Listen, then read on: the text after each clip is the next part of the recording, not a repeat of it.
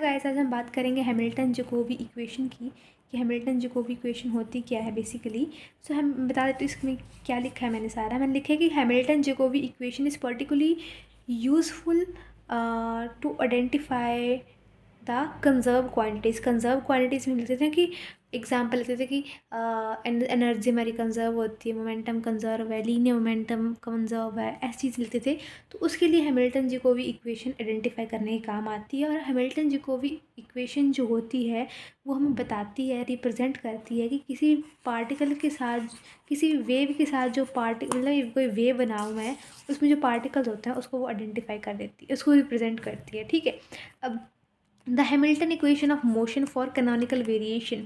आप सोच रहे होंगे कैनोनिकल वेरिएशन होता क्या है। कैनोनिकल वेरिएशन का मतलब होता है कि अगर मान लो आपके पास कोई पुरानी चीज़ है, मतलब क्यू के, स्मॉल क्यू के एंड स्मॉल पी के है, तो स्मॉल क्यू के पी के ऊपर अगर मैं कैनोनिकल ट्रांसफॉर्मेशन लगाऊंगी तो वो कैपिटल क्यू के कैपिटल पी के में कन्वर्ट हो जाएंगे। ये होता है कैनोनिकल ट्रांसफॉर्मेशन का मतलब।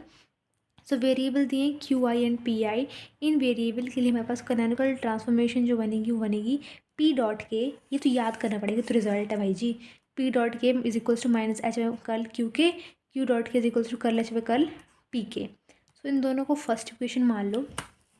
फिर अब मैं बोलूँगी if we make canonical transformations, अगर हम कैनोनिकल ट्रांसफॉर्मेशन लगाते हैं, मतलब कि ये छोटा है ना, क्यू एंड पी छोटे छोटे हैं, from old set of variables to new set of variables, पुराने वाले वेरिएबल से अगर मैं नए वाले वेरिएबल की तरफ जाऊँ तो वो कैपिटल क्यू के कैपिटल पी के बन जाएगा। तो जो न्यू इक्वेशन ऑफ मोशन बनेगी मेरे पास वो बनेगी कैपिटल पी डॉट के कैपिटल क्यू डॉट के, और यहाँ पे जो एच है, एच पुराना एच जो था वो एच डैश से कन्वर्ट हो गया, मतलब कि जो पहले वाला यहाँ पे एच था यहाँ पे एच डैश हो गया जब कैनोनिकल ट्रांसफॉर्मेशन मैंने लगाई। ठीक है, अब यहाँ पे लिखा है कि अगर हम इस एच डैश को ज़ीरो कर देते हैं, इसको ज़ीरो कर दूंगी तो डेरिवेटिव क्या आ जाएगा, ज़ीरो, यानी कि ये दोनों के दोनों कांस्टेंट आ जाएंगे। लेकिन कांस्टेंट आएंगे किसी टर्म के, तो उसको मैं नाम दे दूंगी कि पी के का कांस्टेंट होगा अल्फ़ा के और क्यू के का कांस्टेंट होगा बीटा के। वो तो चलो बाद की बात है, खैर इतना जान लो कि ये कांस्टेंट हो जाते हैं आपके। तो वहाँ आपके न्यू कोऑर्डिनेट्स जो होंगे मोमेंटम के with respect to time is cyclic, are constant and with respect to time are cyclic.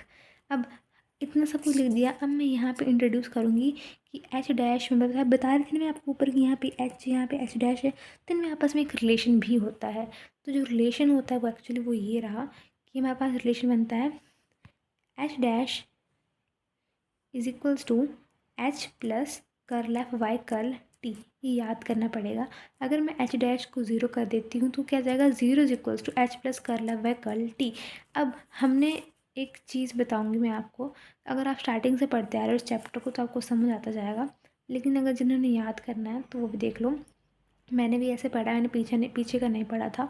तो now according to generalise coordinates, हमारे पास 4 जनरलाइज कोऑर्डिनेट्स होते हैं बेसिकली, 4 जनरलाइज्ड कोऑर्डिनेट्स। तो उसमें से हम ये वाला कोऑर्डिनेट चूज़ करेंगे, F2 is equals to F2 Q K P K and T. इस पूरे आगे चैप्टर में सिर्फ यही कोऑर्डिनेट इस्तेमाल हो रहा है।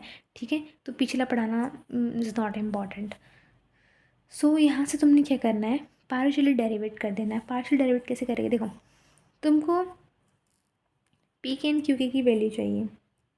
ठीक है, जब तुमको पी की वैल्यू चाहिए होती है तो तुम उसके नीचे क्यू के लिखते हो, और जब तुमको क्यू के की वैल्यू चाहिए होती है तो उसके नीचे तुम पी के लिखते हो। और ये टर्म पता कैसे आती है, जो इसके साथ वाले टर्म हो गए, यहाँ पे F2 तो यहाँ पे F2, अगर यहाँ पे W होगा, S होगा तो यहाँ पे S आएगा।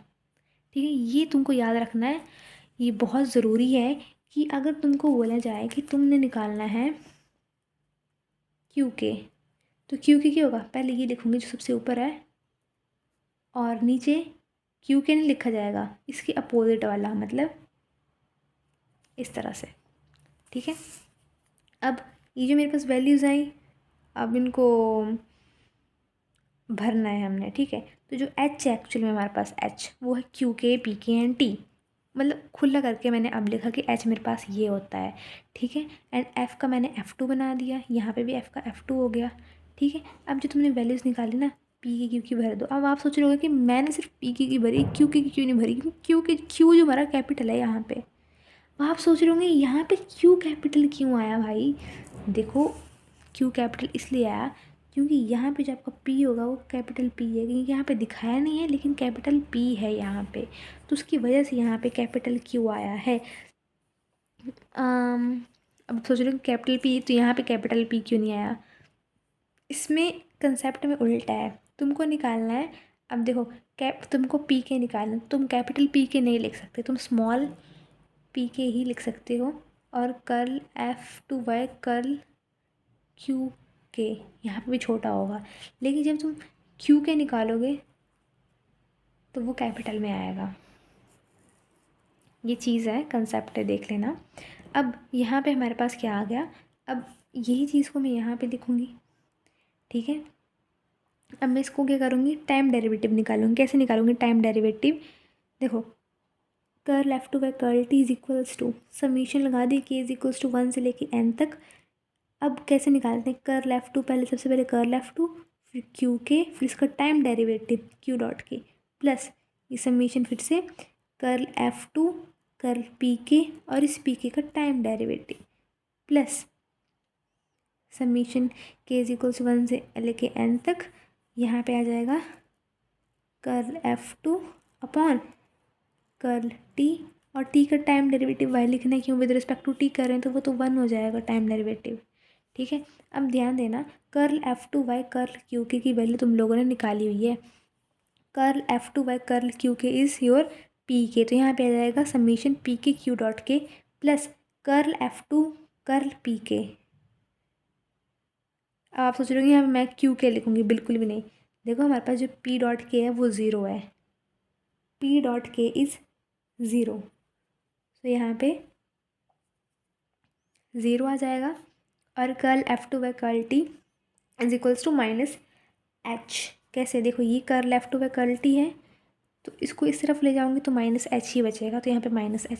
सारी वैल्यूज़ भर दो, देखो मैंने सारी की सारी वैल्यूज़ यहाँ पे भर दी हैं, तो वह बस यहाँ पे इसको सॉल्व करके आता है एल, ठीक है, इसको हम एल बोल देते हैं।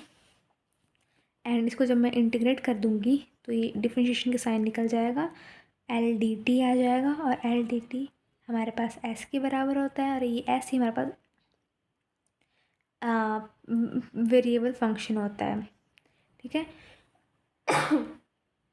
सॉरी, सो हमारे पास F2 किसके बराबर आ गया, एस के बराबर आ गया। तो अभी ये तुम्हारे पास ये जो जहाँ जहाँ हमने पीछे F2 लिखा हुआ था ना, वहाँ पे तुम एस भर दो, तो ये तुम्हारे पास आ गई हैमिल्टन जैकोबी इक्वेशन। सो अब इसका सोल्यूशन तुमको पता करना है, तो सोल्यूशन में तुमको क्या करना है, देखो अपने एस भरा है ना, इस बार एस आया ना, तो तुम लिखोगे कि S is equals to S, मतलब इस तरह से S is equals to S Q K P K and T. अब पी के की जगह हमने लिखा है अल्फ़ा के, सो इसको इस तरह से लिखा है कि S is equals to Q K, मतलब Q1 Q2 Q एन तक, फिर अल्फ़ा के है मतलब अल्फ़ा 1 अल्फ़ा 2 अल्फ़ा एन तक, कॉमा T1 T2 नहीं होता इसलिए सिंपल टी ही लिखा है, ठीक है। अब मैंने बोला कि अल्फ़ा 1 और अल्फ़ा 2 जो वो इंटीग्रेशन क्या है, कांस्टेंट है। अब इक्वेशन नंबर 5 जो है हमारे पास वो बताती है कि P K is equals to, बताती हूँ इक्वेशन 5 क्या थी, वो थी कि P K is equals to curl F2 curl Q K थी, और Q K is equals to curl F curl P K, मतलब F2, हाँ ऐसी थी, ठीक है। जहाँ F था वहाँ तुमने क्या पुट करना है, एस एस, तुमने एस एस पुट कर दिया, ठीक है। बस यहाँ से याद रखना, ये सब लिख दोगे तुम, उसके बाद तुमने पी के क्यू के की बात फिर शुरू कर देनी है।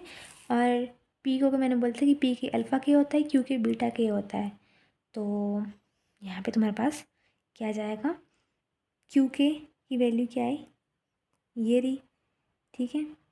एंड यहाँ पे पी के लिखा है ना, तो पी के की वैल्यू क्या है, अल्फ़ा के, यहाँ पे अल्फ़ा के भर दो। अच्छा ये तुम्हारे पास क्यू के आ गया, मतलब कि ये क्यू के तुम्हारे पास मिल गया। अब यहाँ पे लिखा भी है कि Q K is equals to beta के, मतलब ये चीज़ जो होगी ये बीटा के बराबर होगी, ये देखो। और ये तुम्हारे पास इन सभी रिजल्ट से तुमको पता लगता है कि क्यू के क्या होता है आपके पास, Q K is equals to Q K alpha comma beta comma T, ये लिखा है मैंने छोटा करके। क्यू के क्या आपके पास, Q K is equals to Q K alpha comma beta comma T, P K alpha P is equals to P K alpha comma beta comma T. तो ये आपके पास desired complete solution of Hamiltonian problem. Thank you so much.